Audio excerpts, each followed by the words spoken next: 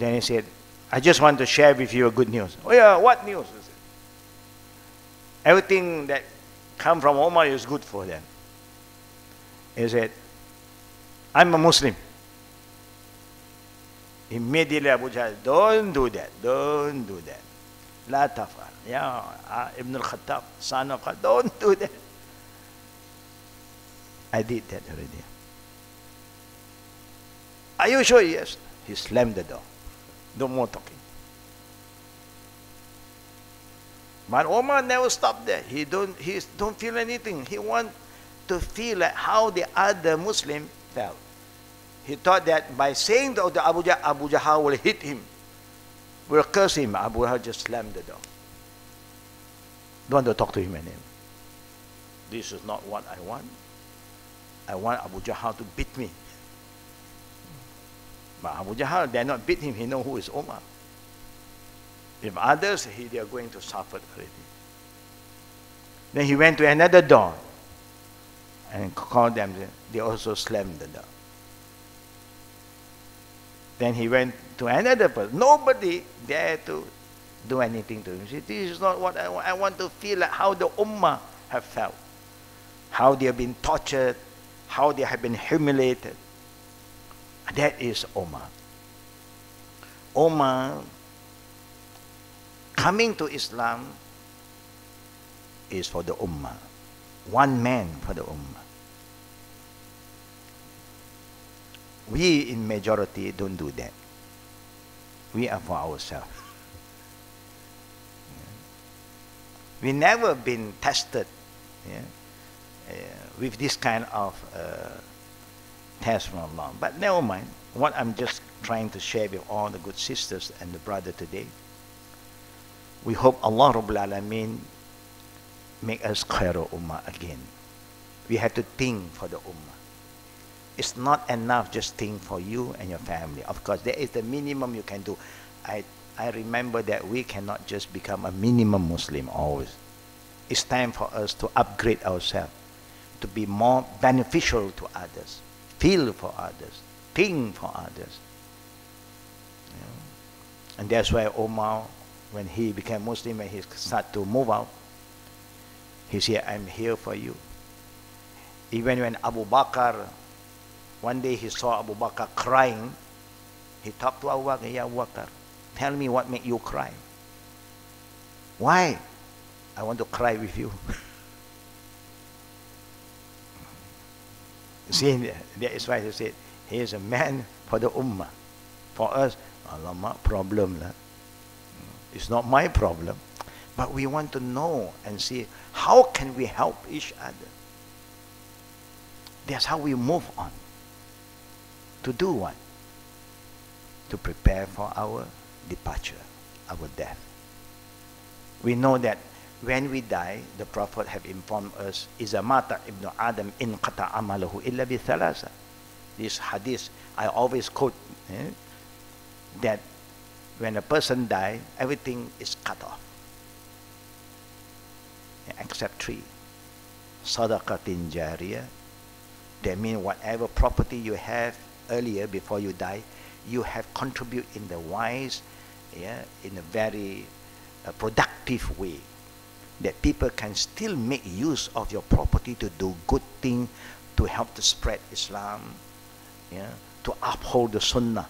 A lot of people are trying to do good thing, but we know the situation that we are facing today. Before, all the great scholars encourage people to contribute, donate, build masajid here and there. Why? Especially Rabit al-Alam Islamiyah, before the World Muslim League, have a section taking care of building mosques around the world. Anytime anybody want to build mosques, you just inform them, you have the land, they are coming. Don't worry. You don't have to worry about the money. They have the fund ready, because this is one of the deeds that you can collect from Allah. You build a masjid here, Allah will build a castle for you in Jannah. But again, there are certain things that you must remember. Doing good deeds. Sadaqatin jariyah.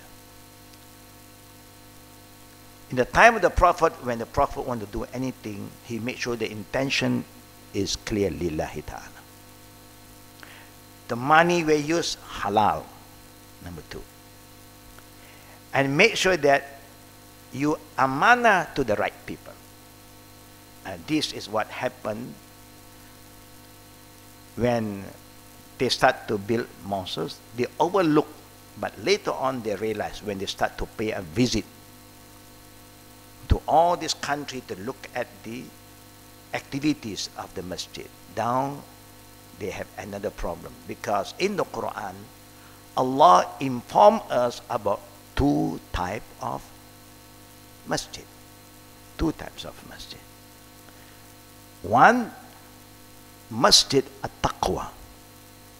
Number 2, masjid ad-dirar.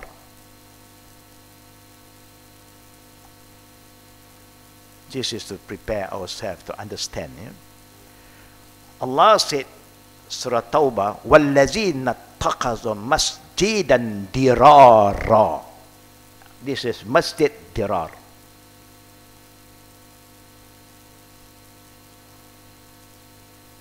And then the same ayah, later on Allah continue. Afaman assasa, they say, masjidut taqwa. There is another name Allah used in Surah Tawbah. After masjidut dirar, Allah said, masjidut taqwa. La masjid ussisa ala taqwa min awwal yawm. Do you remember the hadith, la darara wa la dirar? La darara wa la dirar. That's what the Prophet said. Meaning a Muslim is a person who don't do anything that cause harm to themselves and do harm to others. Under the name masjid, the time of the Prophet, 2 types. And what did Allah say about this?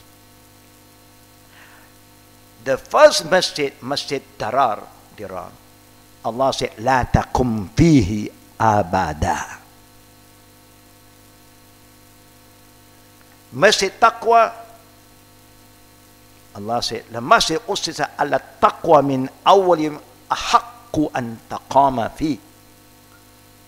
If you want to pray, look for masjid taqwa. Don't look just for any masjid, especially masjid dirar. Allah said, don't ever enter this masjid and perform prayer. Allahu Akbar. Yeah. I hope you all are aware of from where I'm coming in now. Even you want to do something good, you must make sure that the people who's running this place is a good people. They love the Quran, they love the Sunnah, they uphold the pure teaching of Islam. It's not become a center for them to go against the Sunnah of the Prophet Sallallahu Alaihi Wasallam. Masjid Dirar is like that. So happen Masjid Dirar is being managed by the munafiqeen, fasiqeen, the people who don't care about the Sunnah. When you want to do something for the sake of Allah and the Sunnah, they say no. When you do all the innovation, all the khurafat, yes, come. And that's why when the scholars start to visit all this area and they realize, they overlook about this. They forgot about who is managing it. They thought all the Muslims is like them. If they follow Quran and Sunnah, so they thought that all the Muslims should follow the Quran and Sunnah. But they were caught by surprise later on. There's so many khurafat, bid'ah been done in the masjid. Alhamdulillah, later on they start to be more careful and filter. Any masjid that they want to fund, they want to know who is going to run the masjid. If the people of just Quran only anti-Sunnah, oh no. You have sometimes people who only follow Quran, don't want to follow the Sunnah. How are you going to run the masjid in that form? We don't know what kind of prayer they're going to introduce. But masjid. Our neighbor country have a masjid, Ahmadiyya. Also use the word masjid. Who is saying that Mirza Ghulam Ahmad is the prophet? How can we acknowledge that? Just example.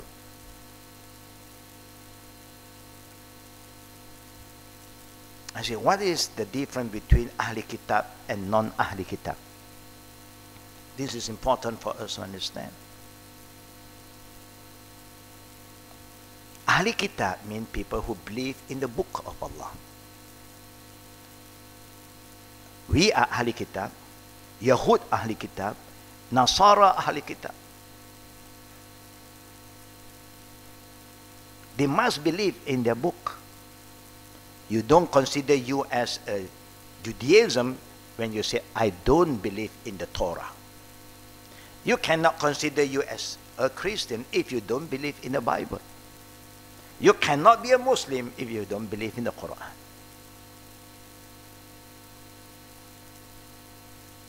Correct?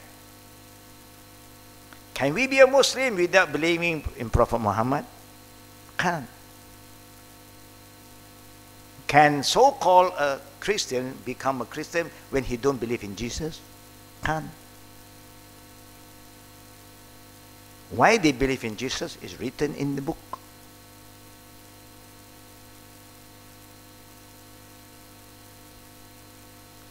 What is the difference between we and them? Yeah.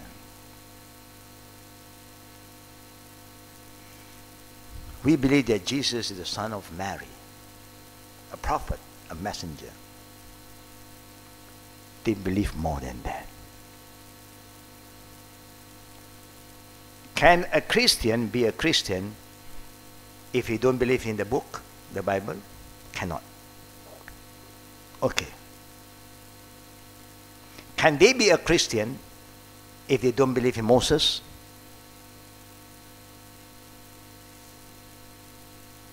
Can they be a Christian if they don't believe in Abraham? Can they become a Christian without believing in Adam? What do you think? Cannot. Because it's written in the Bible. If you don't believe in the Bible, how can you be a Christian? To be a Christian, you must believe what the Bible says. How can a Christian don't believe in the Bible? You cannot. How can you consider your Ahli Kitab when you don't believe in the Kitab? You have to believe because it's written in your book. The same go to Judaism. There cannot be a Judaism if you don't believe in Abraham because it's written in their book. Can we become a Muslim if you don't believe in Jesus? Can we be a Muslim if we don't believe in Moses? Among all the prophets whose name is most been mentioned in the Quran, Moses. Because there are some who claim who are Muslim and then they left and they join the other group and they attack the Muslims. The name Muhammad how many times mentioned? But the name of Jesus how many times? More than Muhammad.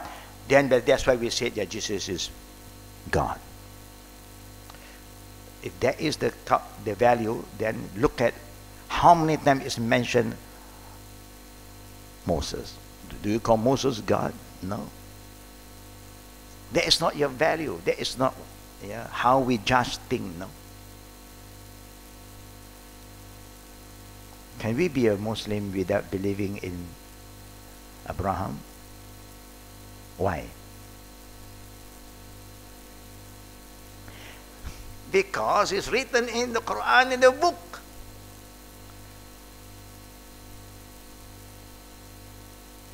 Now, if you have that understanding now you look. What is the name of the God of Moses? What is the name of God of Abraham? Yeah. Do Moses say, my father? Did Moses say, oh Jesus, my Lord? Did Abraham make that statement? No. It can't happen because Jesus came after them. That means there's no God before that. Only in the time of Jesus, in the time of Mary, there is God. When you start to have that understanding, you can see where we come from. The beauty of Islam is, Allah said, مُصَدِّقًا لِمَا بَيْنَ يَدَيْهِ مِنَ التَّوْرَاةِ وَالْإِنْجِيلِ. The Quran was sent to confirm what was revealed before. What is written in the Torah, what is written in the Injil. It's not something totally new. This is what ilmun yuntafa. First I talk about masjid. You want to do charity work, you don't just do for the sake of doing. You may build a mosque that will create fitna to the ummah. By doing that, you won't get any reward, because you are supporting those who are against the teaching of the Prophet ﷺ. Ilmun yuntafa'u bihi, the second group, is knowledge. Whatever you have learned, sisters and brothers, we have learned a lot. It's time to share. Now, just a humble question. Have you tried your best to share with your close family first what you have learned here? With your husband, your children, your in-laws, your son-in-law, daughter-in-law. Have you tried to? You can't bring them here because they are busy, but you can bring the knowledge back to them. And when you share with them, they still have a lot of discussion, disagreement. They ask you this and that. You may not be able to respond.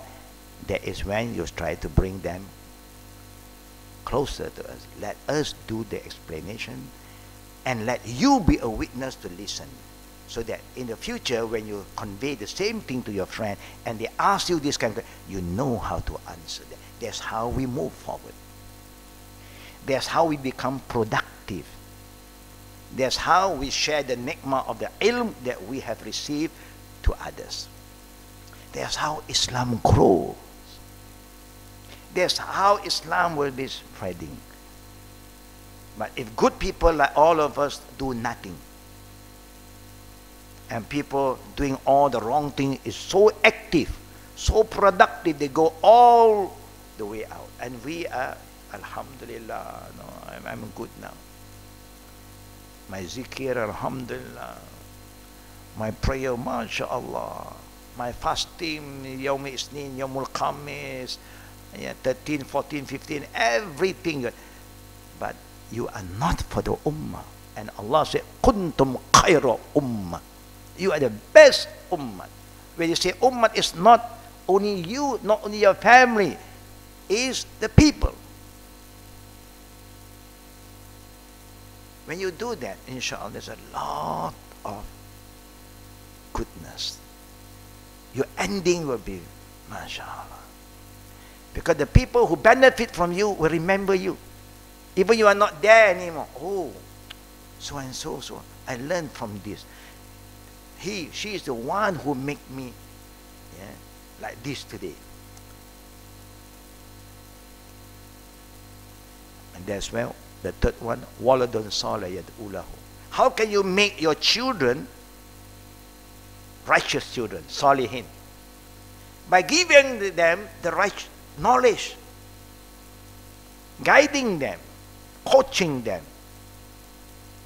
But if you don't teach them all the right knowledge, you give them the freedom, you choose whatever you want. It's up to you. Then you have problem. Yeah.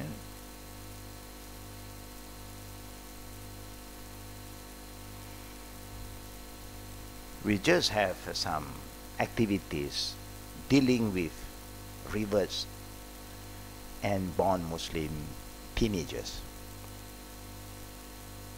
who is having a lot of pressure. Alhamdulillah. They felt at ease now. They know how to move forward. That is very important. We have to care for them. Okay. We have talked about masjid a bit. Not all masjid will be rewarded by Allah. To the extent that Allah said, don't ever enter and pray in that particular masjid. A masjid dirar.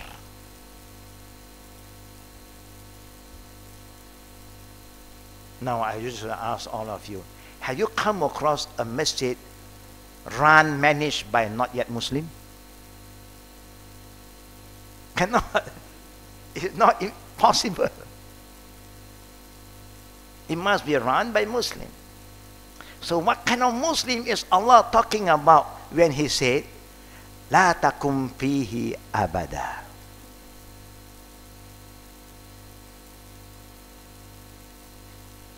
It's run by Muslim. وَالَّذِينَ اتَّخَذَ مَسْجِدًا دِرَارًا وَكُفْرًا وَتَفْرِيقًا بَيْنَ الْمُؤْمِنِينَ. A lot of things that is wrong happening in the masjid today, and we cannot do anything because it was run by them, the wrong people.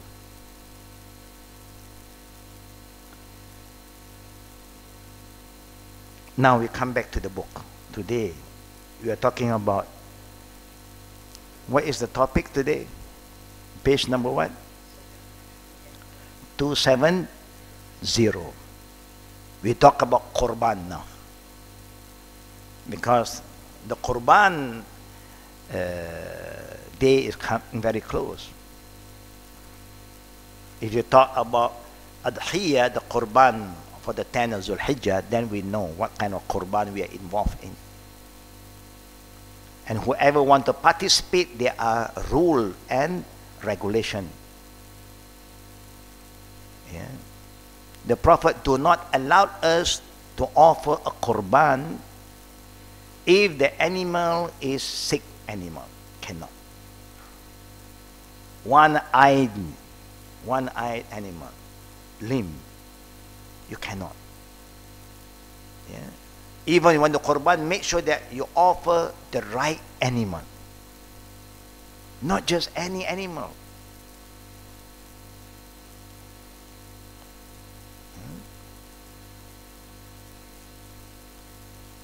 For those who want to involve in Qurban this year, please remember, from the 1st of Dhul Hijjah, no cutting of hair,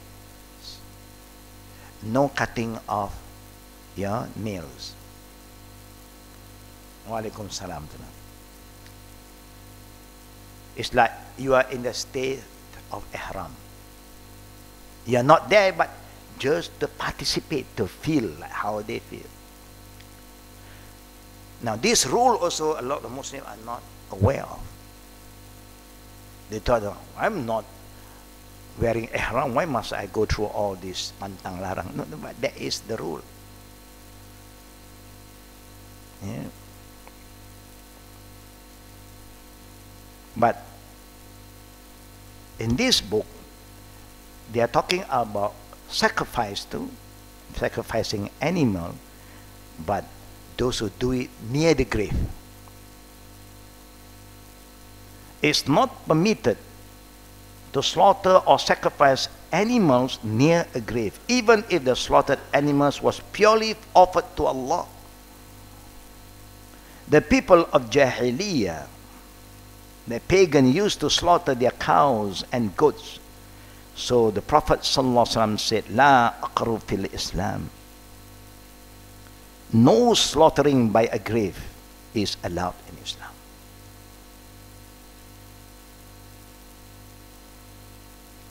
Now this is very common to a lot of people. The not yet Muslim also have this kind of offering. Those who believe in the ghost, yeah, they will have to slaughter for the ghost. And they know at the end of the day the ghosts don't eat, they will eat. And there's a country we know, very unique country. Yeah. In that country there's a very unique, yeah, township known as Bali. Bali have a very unique day, Hari Sepi. Yeah? You know what's Hari Sepi? A day no light is allowed to be on. No fire is allowed to be used. No cooking. From day to night, the whole day, Hari Sepi. If you want to drive a car, no light can be on. Even the 5-star hotel, if you want to on the light, their curtain must be thick so the light will not go through. Yeah. I experienced one. No flight can land. Because you know flight, they have to have the light on. Cannot. You don't have in India. The Hindus also don't have that problem. Only has this group of people. At night, total darkness. Why? They have the belief that the ghost is moving around. If they see a light, he's going to land. No more peace for the whole year. So don't let him land. But we forgot, evil force is always black. Anything ghost is dark. They live in darkness, zulumat. What is daylight for them? They are more active at night. Do you think he need that light to guide him? He have his own night vision. But you see the way we think about evil, it's just Jahiliyyah. That's why it is called Jahiliyyah. I remember when I was young, when we walk across certain corner of the road, you find some food, some fruits. Food we don't eat. Fruit we will eat. We look around, nobody is around. They offer to something they believe in. And later on, when they bypass again, when the owner, when the one who offer, wow, fruit gone. Wow, this gene is very strong. You see, it's gone. They don't know which gene is eating the fruit. Now we also have another problem. We have a day here where people will break coconut all the way from one area to another area. That's what they believe. Now this coconut is halal, but it's offered. It's been offered for their belief. You can't eat anymore. You can't collect it and do nasi lemak. It's free what? Free coconut. Maybe 100,000 of coconut is being sacrificed. Go to waste.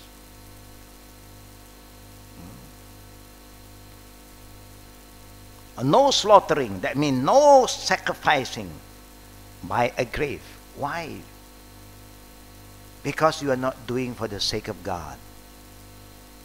And how about we Muslims who went to the graveyard, we call maqam, and then we offer a sacrifice? It's become haram. Because you are offering that sacrifice for the grave, for the maqam, for the dead people. Only the dead can eat.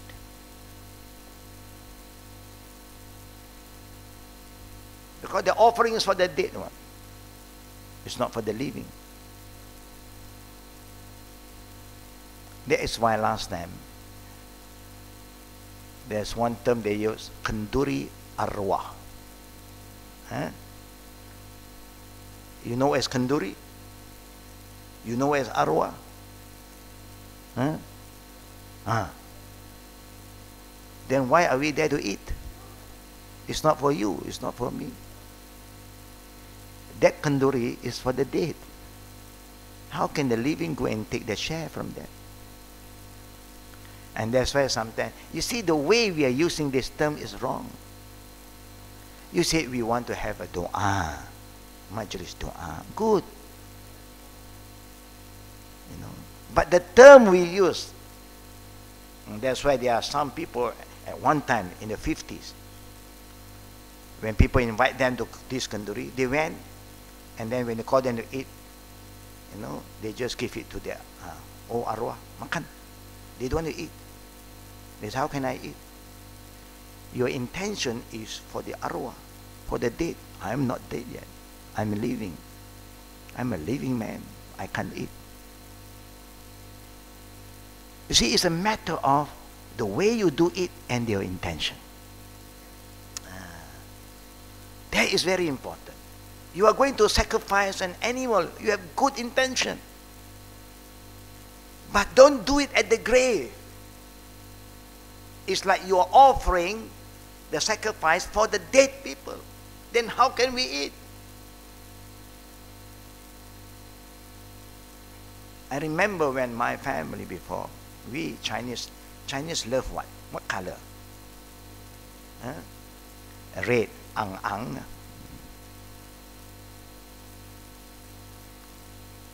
And also Chinese love what fruits? Why orange?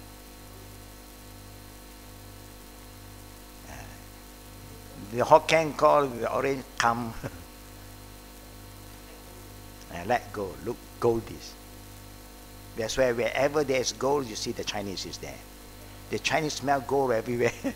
Suddenly you go to New Zealand, you have Chinese there. How can they smell gold in New Zealand? How can they smell gold in US? Because they have a very good smell. They can smell gold from a very far distance. And with those who understand my mother's dialect, Hokkien, they also have the belief, you know, they have the day 15th of Chinese New Year. They will look for the sea or the river, and then the woman will get some oranges, and they let it go. They offer the orange to the spirit of the sea. They throw. The Hokkien people say, "Tim kam cho ho ang." Tim kam cho ho ang. Where is that? You sacrifice oranges with the intention to have a good husband. So all the good things they throw into the sea. No? They must give to get something back. That is the offering. Before you want anything, give first. That's why my people, before they want to ask whatever God they believe, they cannot go empty-handed. They must give some food first and let them have a good dinner or lunch, supper, high tea or low tea. And then you can ask them. Don't go empty-handed. is an offering, sacrifice. But when you do it other than for Allah, it's not considered as the right sacrifice. Will not be accepted. It can bring you to shirk. Yeah. Ibn Taymiyyah said slaughtering there is absolutely prohibited. Abu Abdullah Imam Ahmad rahimahullah hated eating that meat. Some of our scholars say similar to this is what many people do at our time, giving away bread and other type of food by the grave. That's why they should not have any business around the grave. But now it's starting. People are selling things. It's starting. Yeah. Where the Damansara graveyard. Yeah. When I visit sometimes, they have a group of people under the waqaf. Yeah, they stay under the. They are selling a lot of things now. And what is happening? Why you allow people to do business in that area?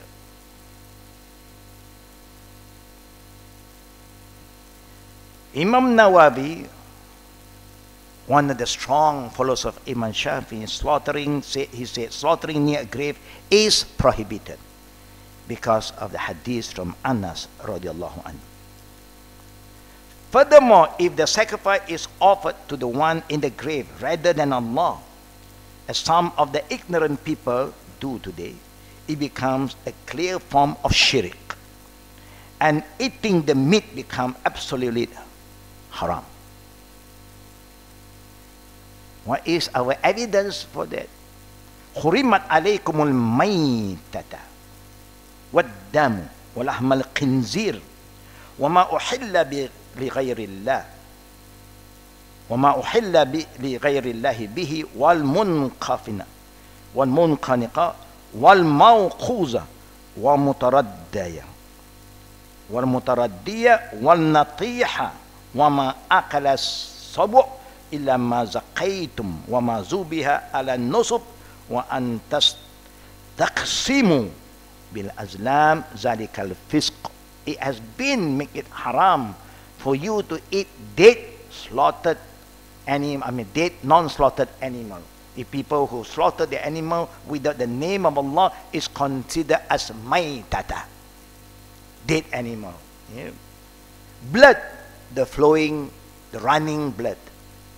The flesh of swine, that which has been offered, and also anything been offered to other than Allah.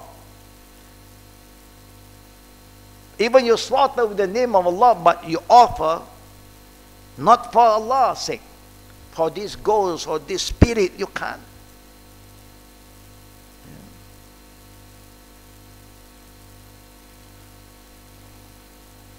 Killed by strangling, or by a violent blow, or by a headlock fall, or by the gouging of horns. Other animal attack another animal, maybe a bull attack a goat. Suddenly now the goat has been horned and then die. You can't eat. Unless you are able to slaughter it before death. It's just like you are driving a car and then suddenly at night, you are just, incoming call comes in. You just look 1 second, there was a goat just crossing in front.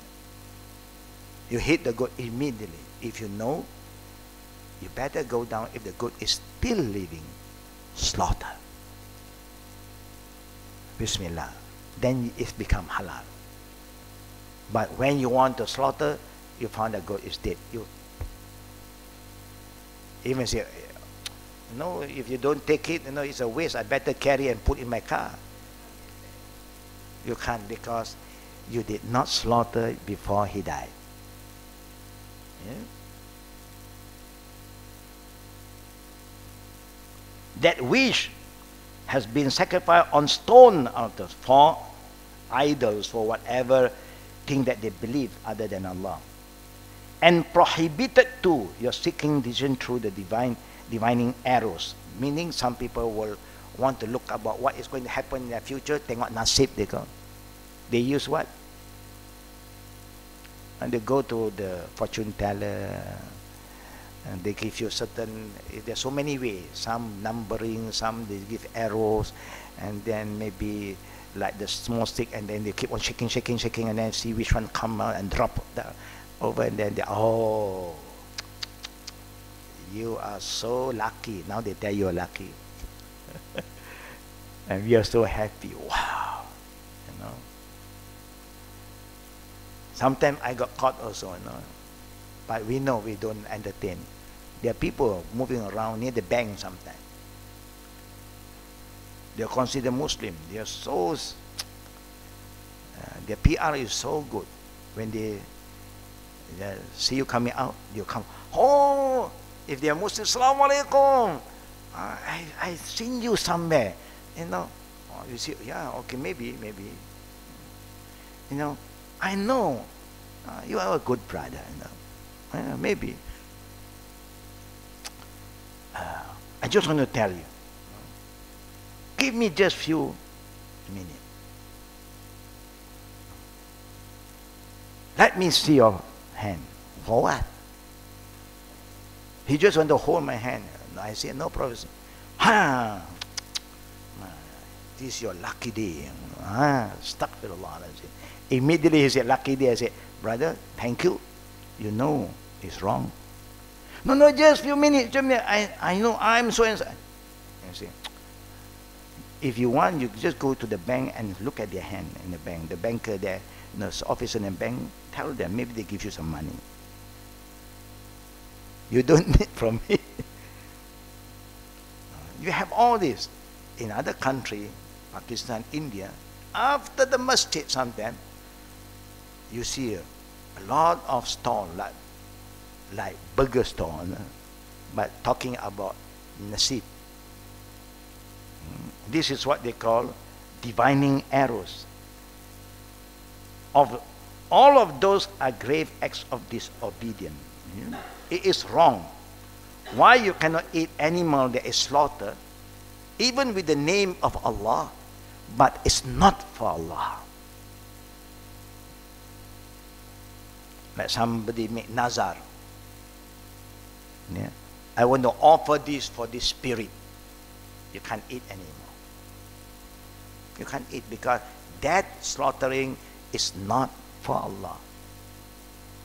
Yeah. It's considered what? Fisk. Yeah. Ali and Ibn Abbas radiallahu anhuma reported that Allah's Messenger sallallahu alaihi wasallam said, "La'anallahu man zabiha li ghairillah." Allah curses whoever slaughter to other than Allah. You may offer slaughtering, but not for the sake of Allah. Khalas. Sometimes when they want to build a building, they want to build a bridge, so many accidents happen. They start to have this shaitanic shirk belief. I think because we don't offer anything yet. Now the company is being called. Now the Ghostbuster also is being called. And you must remember, you know, how many lives he have eaten. So how many people is working in this area? It depends on the Ghostbuster. The one who want more money from you, how many? We'll say, I have 1,000 workers. 1,000 workers. For those who are having some Islamic knowledge, if the Ghostbuster is a Muslim, Qurban's a cow 7 shares. So you calculate how many cows we have to slaughter. So you safeguard your worker. They will be safe. They will be protected. Because an offering has been given to the spirit. Number one, you know the spirit don't eat what we eat. We know that. Yeah. Jinn don't eat the food that we eat. Ya'jud, Ma'jud also don't eat what we eat. But this idea, the idea of Jahiliyyah, is happening until today. Oh, do we believe in what? We believe in Xiao. Yeah? The Chinese call Sui. The Malay call Xiao. Yeah. We believe in Qada and Qadar. Nothing to do with this number Xiao, this day Xiao. What is that?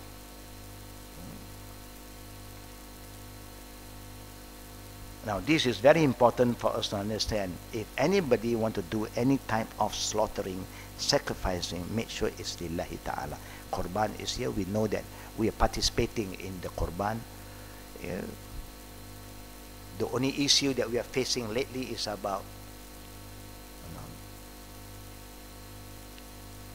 the Prophet said one goat can be offered for one household.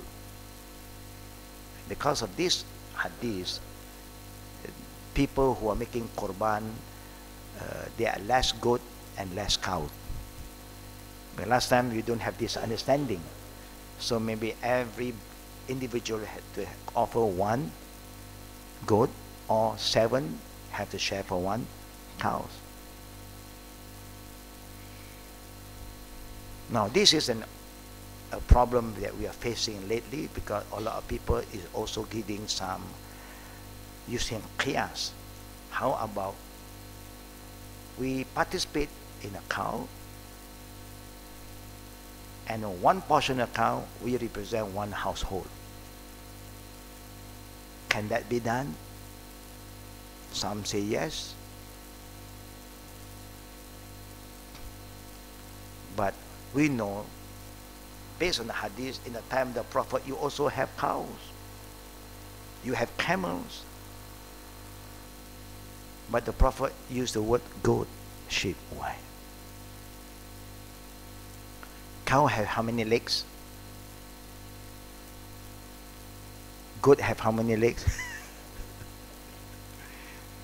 7 cow have how many legs now? And part of the leg is also an animal. You got flesh. I love the leg.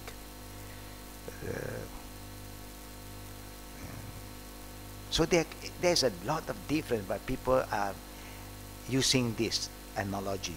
If one sheep presents one household, then I can just share for one part of the cow and also one household.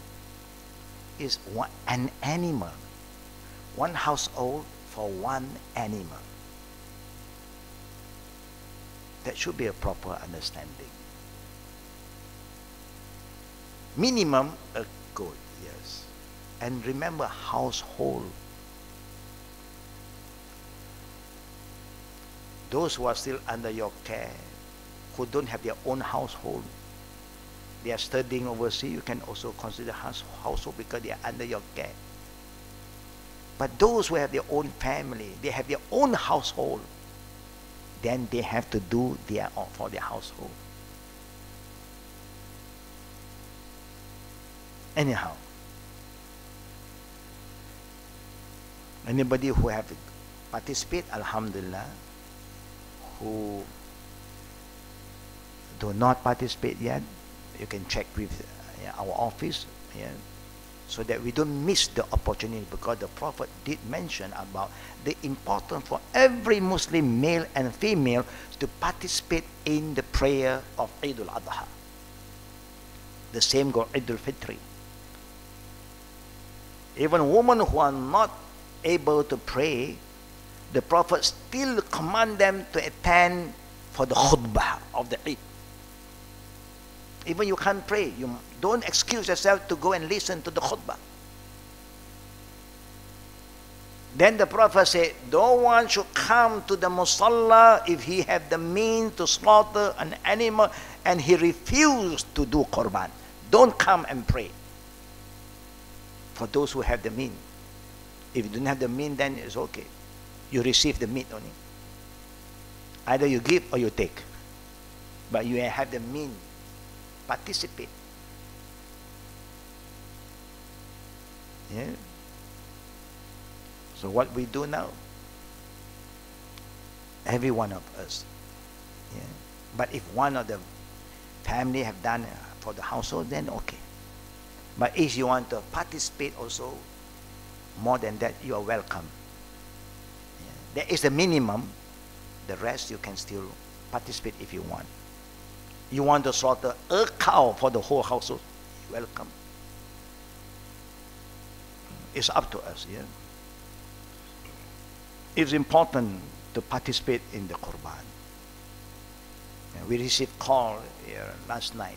People asking from Middle East. They say now in the certain country, they don't allow you to do your Qurban by yourself anymore. They don't allow you to do Qurban in front of your house, in front of the masjid. No. Even in the Middle East. But Eidul Adha, for the Hajj, Alhamdulillah, but they don't allow you to do like before in the 70s. When I was a student, there everybody would bring their goat and everybody would slaughter in front of the tent. And then who want to take the head, they take the head. He don't want him to throw the head here and there. And another guy will come with the trolley and then they may pull, yeah, and collect all the head. It's very unclean. Yeah. But now they don't do that anymore. Nobody is allowed to do by themselves because they are worried you may not know how to do it properly and it's not clean and not hygienic. So they make sure there is a slaughterhouse at Mu'assim. And now just happened, we just got called, they said that even in UAE, they said no more slaughtering at your home, in a compound, all must be at the slaughterhouse. So now the people are a bit confused. They say, what should I do? I want to participate. I want my children also to see it. You can go then look at how they slaughtered, but yeah, you just pay, get the coupon and you go. Which one is better? Of course, if you can do it, but yeah. But you must make sure it's clean. That's why we have a problem. Last year, a few years ago in Penang area, it so happened that we are slaughtering and at the in front the what you call the park. And you know we have neighbors, and you also have the Indian neighbor, Chinese neighbor, and we here are slaughtering. And you know some of these neighbors, they have their belief.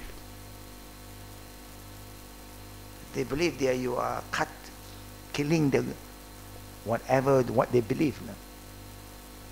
It's not only the Hindu believe in the sacred cow.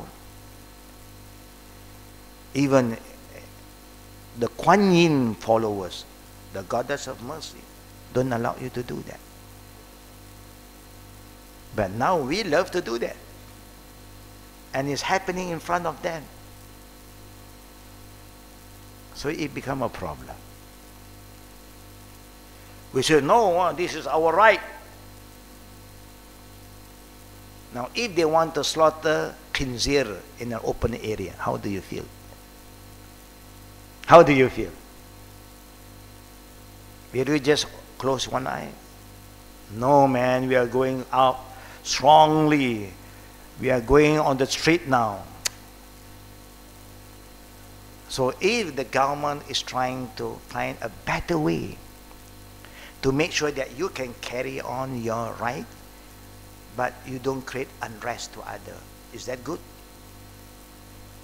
Is that good? It's good. But if you want to do the traditional way, within the Muslim environment, no problem. But you must be very careful. It's very important. If your neighbors all are Muslim, no problem. But you have people who are very sensitive at this. You know. That's why in Makkah, no problem. Medina, because it's a 100% Muslim environment. But when you're in, if the people is trying to create an issue, no problem. You can still carry on, but in an organized way. Alhamdulillah, in our country, the slaughtering of chicken sometimes halal and haram. But the slaughtering of goat and cow, inshallah, is halal, because you cannot slaughter by yourself. That one is controlled by the government. It must be slaughtered at the slaughterhouse, and all the slaughterhouse, alhamdulillah, is managed by Muslim for that kind of animal. Yeah? This is just an example for us to understand certain adab. If the government have tried their best to make things easier, just accept it. Yeah? As long as you participate in the Qurban. It's like today when we participate, we don't see the animal too. Neither we see them slaughtering, because some people just cannot see the blood flow. You know, when the blood come out, they also drop. Yeah. Some phobia with blood. Yeah. So brothers and sisters, we must understand what kind of sacrifice that is allowed, what is not allowed, what kind of animals that you can offer as a sacrifice. Yeah. Yeah. Even they have horses, but horses is not for that. Yeah. They only use goat, sheep or cow, and camels. Yeah. So we hope the Muslim graveyard will honor the Islamic ritual. But now thing is happening in a different direction. We hope Allah protect us from this fitna that the Prophet forbid, but sometimes it is happening. Yeah? Walking with shoes among the graves. In the hadith of Bashir bin al-Qasa'iyah,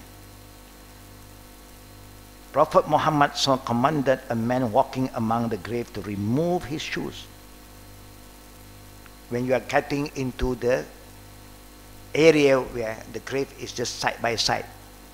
But if you are in a path that is clear cut, you don't walk on any grave, it's okay. Yeah? But when you're going to enter an area where the grave is just side by side, some people just don't bother this adab. They just step on other people's grave. Alhamdulillah, the family is not there. The family is there, they'll shout at you. No? Adab, you must have adab. Islam is rich with adab. Not only you honor the living one, even the dead you must honor them. When you go into the graveyard, the first thing you say, Assalamu alaikum. Go in with prayer. You know? And then when you walk, be careful. Don't walk on anybody's grave. Adab, but we don't care sometimes.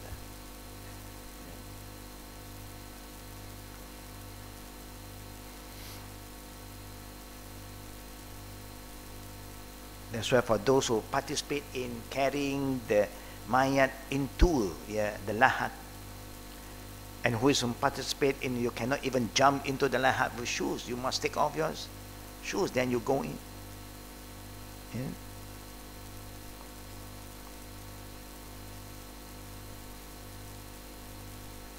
The hadiths indicate that it is disliked to walk among the graves wearing shoes. And Abu Dawud reported, I observed that when Imam Ahmad followed a janazah, he removed his shoes as he approached the grave. The ruling is most emphasized when walking very close to the grave, so that one is almost walking right on top of the bodies. A very prohibited act, and is expressed in Abu Hurairah next hadith. The hadith, you can read it, inshallah. We will talk about that in the future, in the coming classes. Wednesday, this coming Wednesday is what date? Okay. And we may have a break for this coming Wednesday. Yeah.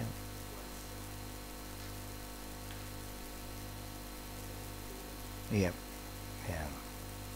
So if you have any question, now we open on Q&A. Fadda. Okay.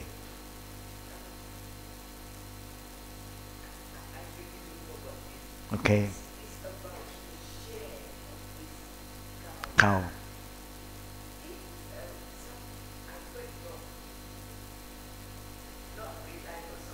Okay.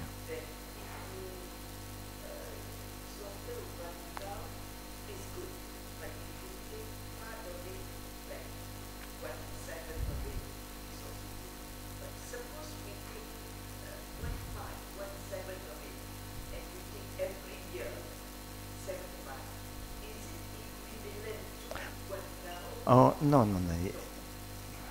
It goes by year. You cannot calculate 1 year, second year, third year, 7 years now. I have done 1 cow. No, no, not like that.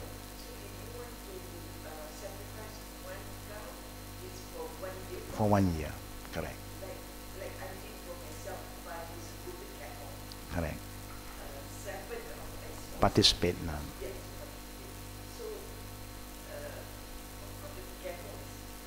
Yeah. Yep.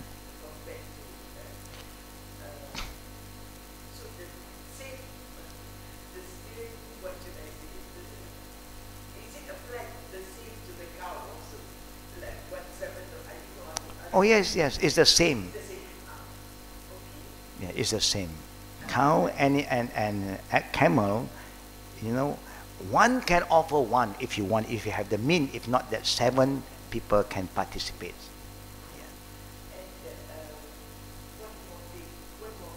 Okay.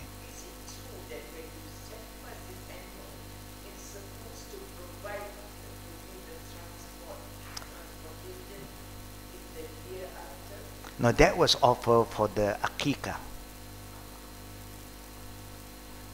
And one ship you can go, like one transport, but one portion no more transport, because not a complete transport. But akika, that's why akika is different. That's why akika cannot combine with korban. Akika is going by animals, nothing to do with size. Minimum goat, maximum a cow. But sometimes we combine. I also participate for my child, akika. No, akika is akika. Korban for the adha is korban.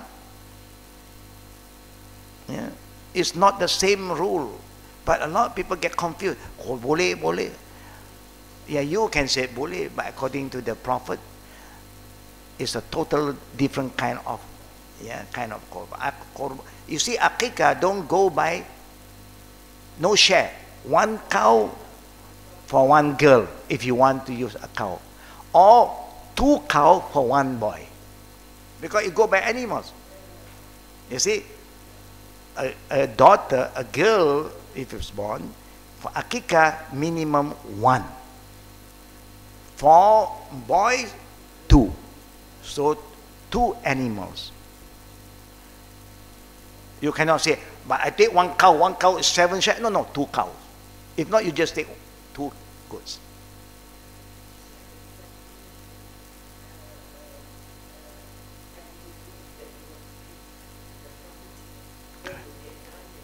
Yeah, 2.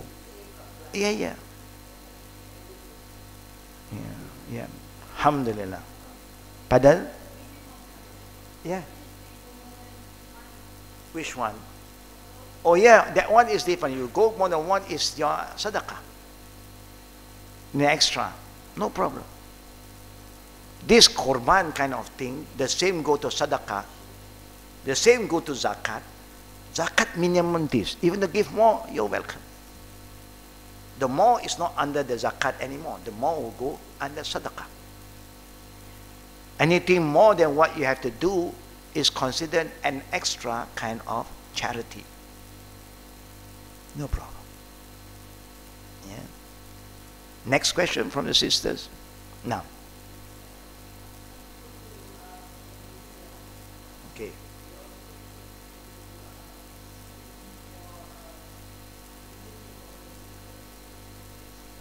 Oh yeah, because if normally I think when you have an akika, you may like to have a kanduri. I And then you can do two ways. Either you do an akikah and then you cook and invite people to come and eat, but don't forget 1/3 belong to the poor and the needy. We are worried that when we cook and then we only invite all the people who are not poor and needy. We forget the poor and the needy. Either you cook the whole sheep, then 1/3 you just send it to a place, a home where there are poor and needy there, and then the rest you do it and call your friend and neighbors. No problem. You can do that. You can do that. Or you distribute fresh meat. Let them do what kind of cooking they want. They want curry, ka kurma, ka, maybe different people have different tastes, Many ways to do it. But the best way, of course, if you can cook everything and let them enjoy a meal that is good. Yeah. That is the problem that we are worried. We are so happy because of newborn, so we have a korban, akikah, all this. Then we invite neighbors, friends, all the family members, but we forgot to invite the poor people. Now the poor is a problem for you to invite them. Your house is small, you have not enough space, but then you can send it to them. You can even tapao. No problem, you can do that. Yes. No, you do not know in the mosque. Sometimes the mosque, when the rich area, only the rich will go to the mosque. The poor is not there. You must remember, you must be alert about what you want to do. Just don't do for the sake. I said, pass it to the mother, up to them. No, you must know. You know that this area, all Tan Sri, Dato Sri punya mosque. And then you call them also, they say, oh, this is, I'm so used to this kind of food, They don't appreciate. It's time for all these people who have the money, when they want to do anything good, they move out. Because they had enough. All these are overeating already. Every day the same extra. They have so much extra already. You must, that's why I say, doing good thing is not just doing for the sake of doing. You must be committed. You must have the knowledge. You want to be amal soleh. So you must take some initiative. You can let us know. We can help you. That's why doing things in a jama'ah is important. That's why when somebody asks me about building a mosque, I say, good, but have you checked properly?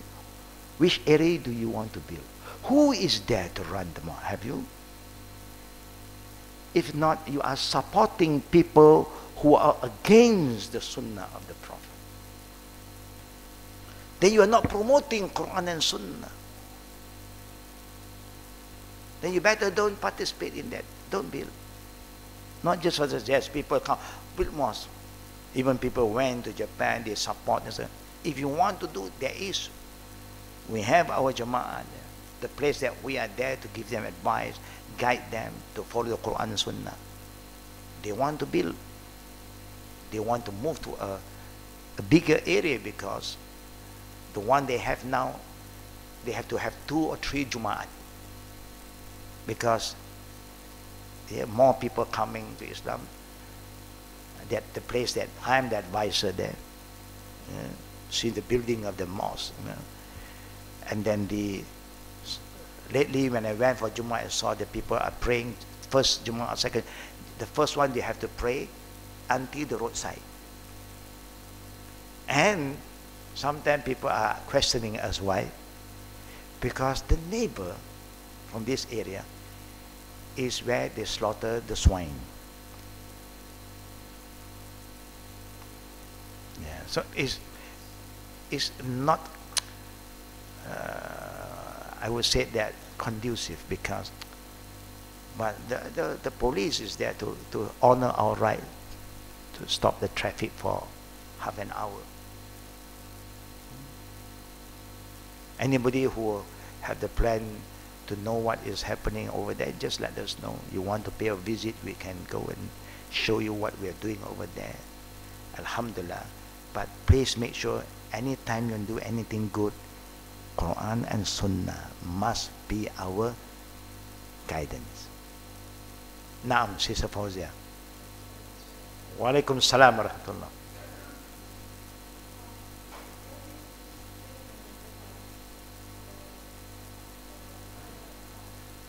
For Eid al-Adha now.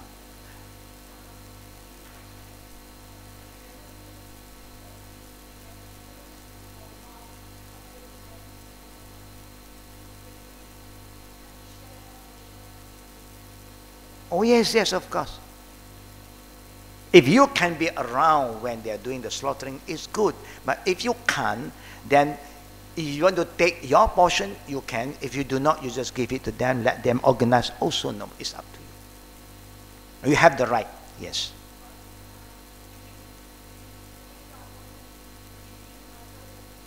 Yes, no problem.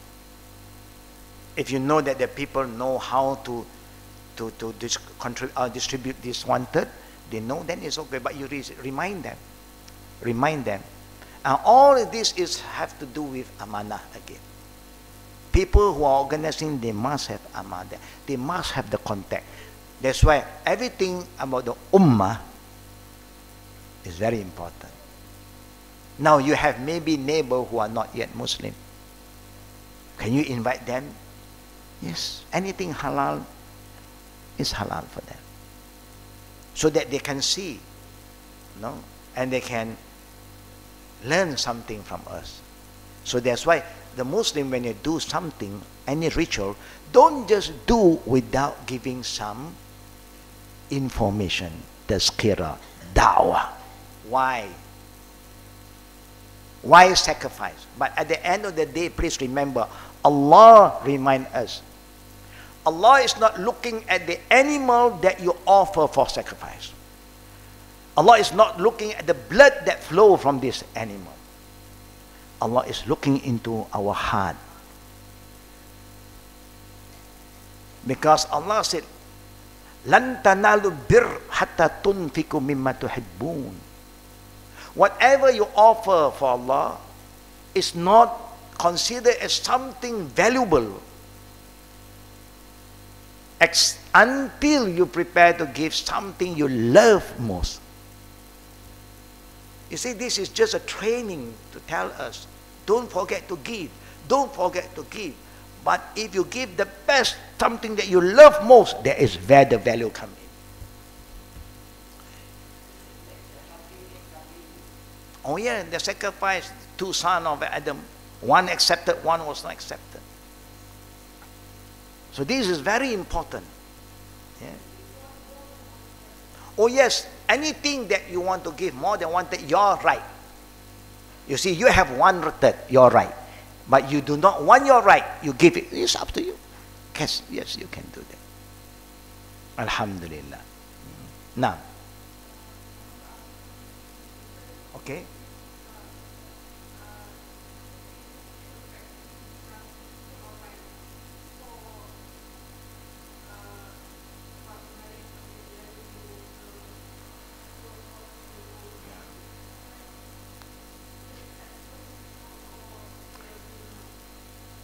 No, Islamically, if the wali is there and the girl can accept it, because there's no force in marriage.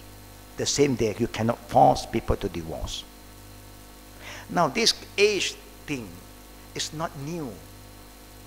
If you go back to the West, even the West, it is common. No, this is the problem. The people have problem today.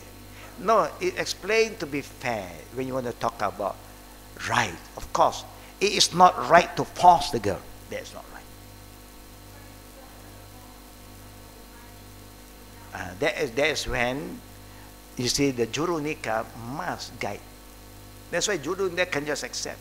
He will ask, reconfirm, investigate, get to know that some girl get matured very, very young.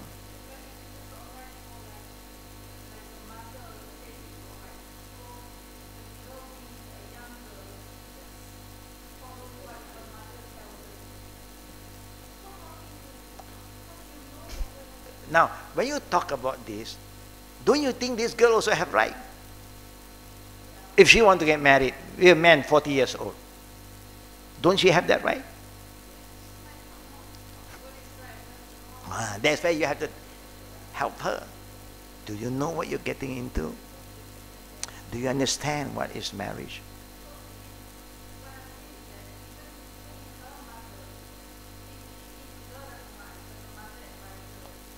So then our people must talk to the mother too. Yeah, you have to check from all angles. Yes. She can differentiate. She can, yeah. Yeah. They can resolve. Everybody sit down and you see the problem we are facing today is what? Sometimes they are parents. Allah give them, mashallah, rizqi. Not in the form of wealth, in the form of children. To the extent they cannot. They know they cannot take care.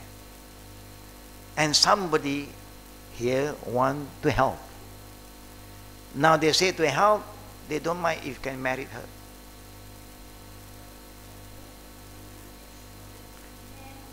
Of course, that is where we come in. We adults who have the knowledge have to check.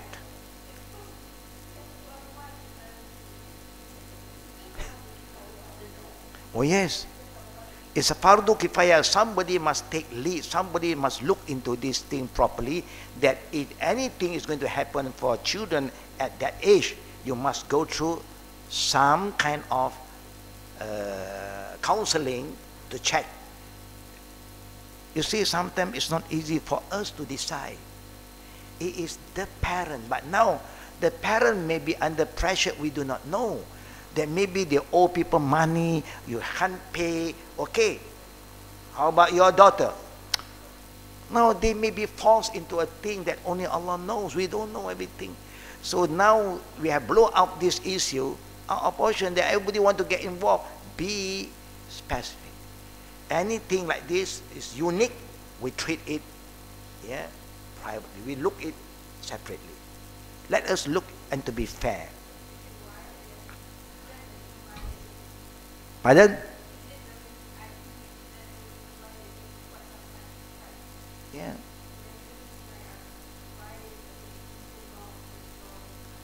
Yeah, when you come to right and wrong, you may say it's wrong to you, other people say it's right. Don't I have my right? So all these things is not easy to generalize. It's not fair. Yeah. Now, no, there is another thing about the period and all these things is another kind of ruling now. That is to confirm she is baligh. Yeah.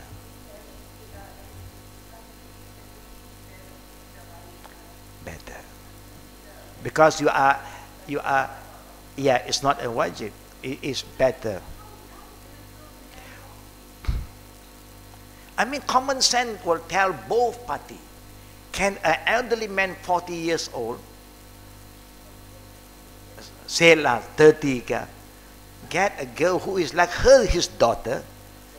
And now we have problem not from one side, even the man's side. Hey.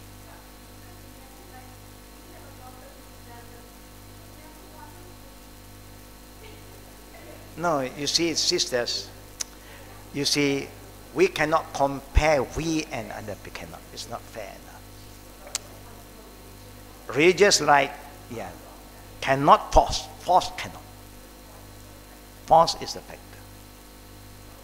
But now it's simple. If you ask me, if the educational rule, I mean, if you have done this properly, I think everybody will know the right time.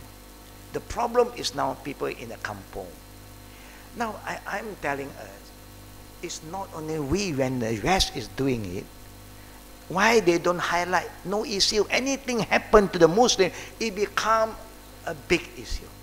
Anything that done by not yet Muslim, nobody talk about it.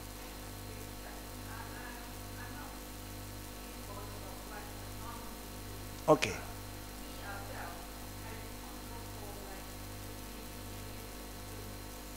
Correct. Yeah.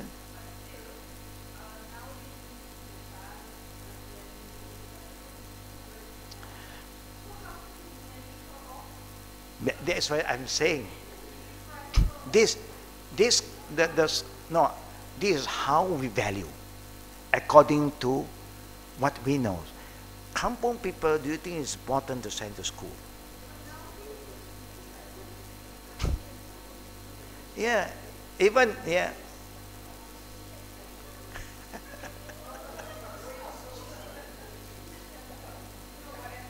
No, education in Islam is a very different thing.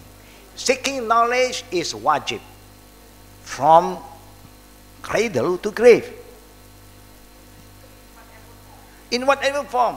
Not necessary to be a formal, only you go to school. No, you can go to anywhere, tuition, anybody can teach you. The best teacher is who? Mother. Mother teach the children how to be a good person, how to cook, how to survive. That is more important. I know. A lot of things that happen, what Allah say yes and what we say no is totally different. Yeah, it's totally different. Allah don't follow us. We have to follow. If it's okay, it's okay. But so simple. Can you force? No. Khalas. Then you have to, somebody must talk to the girl now.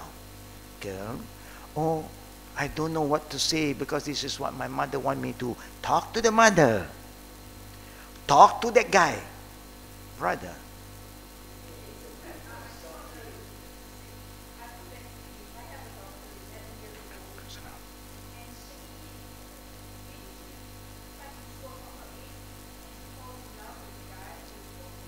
Okay. Okay. Okay. That because now it's up to you to talk to her. I know, but you have to talk to her.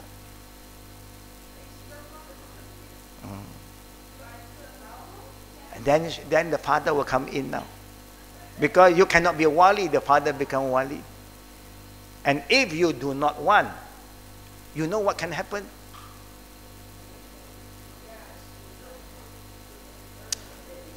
There are two things that can happen. He just ran away from home. One thing. If that is what you want. Now, or you want to put pressure on the other side. You can do that. But that if she keep on running to him, now if you ill-treat that guy, he may ill-treat your daughter. Is that what you want? So you must look from every angle. Of course, this is something it's not easy for you and me to think of. But I believe if we have been guiding the ummah from young, the kampong folks is being guided properly. People who have this problem, juru nikah also is being active, explaining things. I think, inshallah, you don't have this issue. No, what happened actually is an eye-opening for all of us. No, we have not been helping the kampong folks. It's time for us to go in. When politics, we go in. When come to education, also we must go and explain how to take care of your children. Must they come to a school only they can learn? They don't want to go to school, some of them. And that's why we are ummatul da'wah. Whatever knowledge we have, we can go in and help them, share with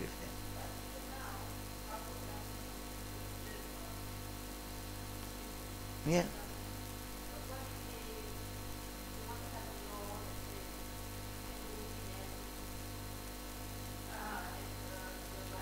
You can come with any law. You can come out with any ruling. But everybody who believes in what they believe, they will do what they can. Is there a law of corruption in the country? Is there a law of corruption? Is everybody involved in corruption? Example. Now, I'm just telling you the reality we are facing. You can come up with any law. But if you don't educate the public to understand the values, how to protect your children, the upbringing of your children, you don't really educate them. They only want somebody to take care of the children. I can't.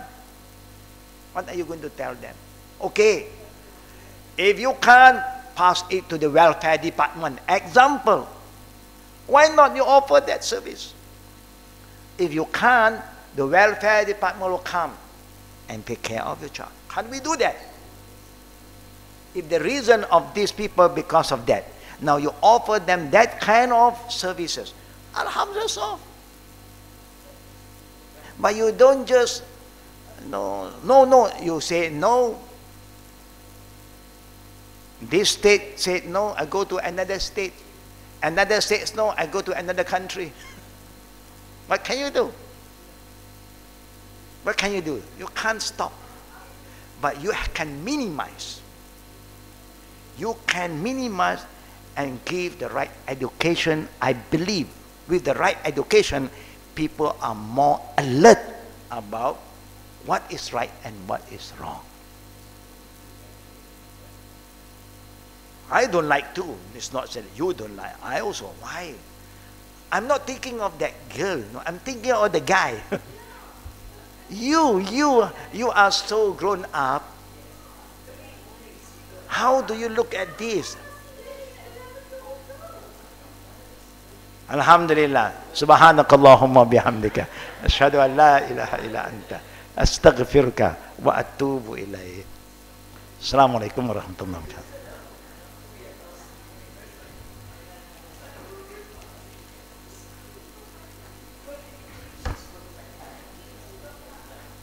Yeah.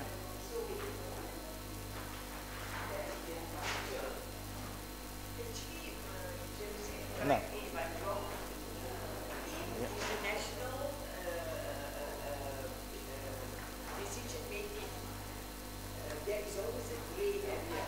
Yep. Correct. Yeah. Yeah. Yeah. Today is what date?